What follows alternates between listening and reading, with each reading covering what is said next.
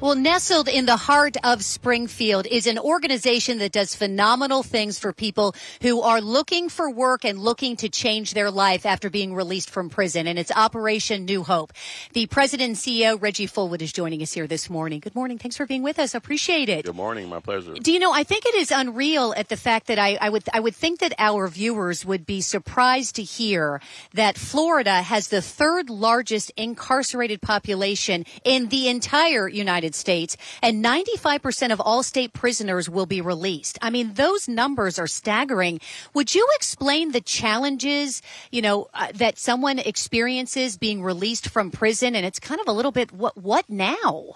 Yeah, I think another stat, Jennifer, to talk about is about 600,000 people actually leave a county jail or state prison every year.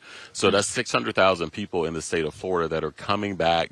We call them returning citizens, and they're coming back, and oftentimes they're looking for housing, they're looking for jobs, they need transportation, they need clothing, they need food. A lot of issues that oftentimes we don't think about. Oftentimes they're rattled with fines and fees from some of their charges, and about 40% of the people we help come directly out of jail or prison. The other 60% are people who've been justice affected in some way in their past. So it could have been 20 years ago, 5 years ago, 10 years ago. So we help people with job training, workforce development, job placement, interview skills, resumes, and then we act as a liaison with some of Jacksonville's largest employers who give people second chances. Yeah. What kind of jobs, then, are you able to offer to them? Because that's really Operation New Hope, which has been around for 25 years. Yes. The point is the word has spread and is out there, and you do have a lot of business partners who really want to help give these people second chances. We have so many great business partners, and it's become a big thing. The National Chamber of Commerce and the Florida Chamber of Commerce have also embraced second chance hiring as an important thing, and it's a population that's been looked over. So we have everything from electrical companies to some great restaurants, but also a lot of manufacturing, construction. Some of Jacksonville's largest companies and some of our public entities have really embraced the work that we do, because we don't just send anybody to a job. We really get them training, we vet them, we make sure they're the right fit, and we give them everything from mental health support, case management. Everybody has a team of folks that wrap their arms around them to ensure that they can rebuild and change their lives. And these are also people in your vetting process who want a second chance, who want to do better, who want a career, who want to provide for their family members and don't want to go back to prison. Absolutely. This is a volunteer program. Very few people are court ordered. We do work with the courts and the state attorney's office, et cetera, but this is 99% volunteers, people who want to change their lives, and they're committed to it. We're a drug-free program. So when people come to us, and we're in Jacksonville, we're helping between 600 and 700 people a year. Wow.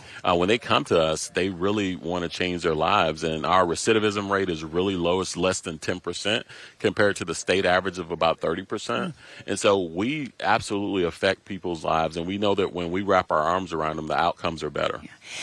Do you find, do you help every, ex-offender, or, in terms of a business who might be watching now and wondering, because there are probably some who are maybe a little nervous about having someone who might have a violent past, as an example, or work at a store and maybe they have a record involving theft. Right. How do you kind of ease those concerns? And that's a part of the vetting process too. If a person has certain charges, then if you've had a theft charge, then you can't go work in retail, you can't work in certain manufacturing.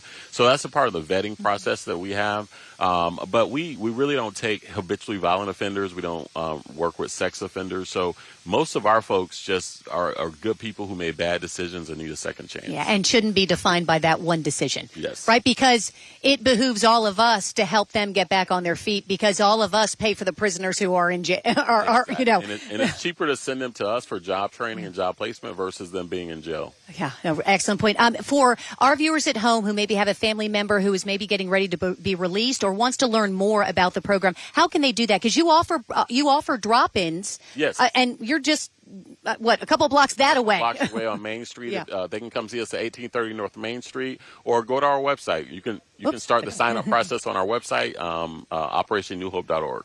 Fantastic. Reggie, thank you for being here. We appreciate you, and we appreciate what you're doing for these members of the community who just need a second chance. Thank you.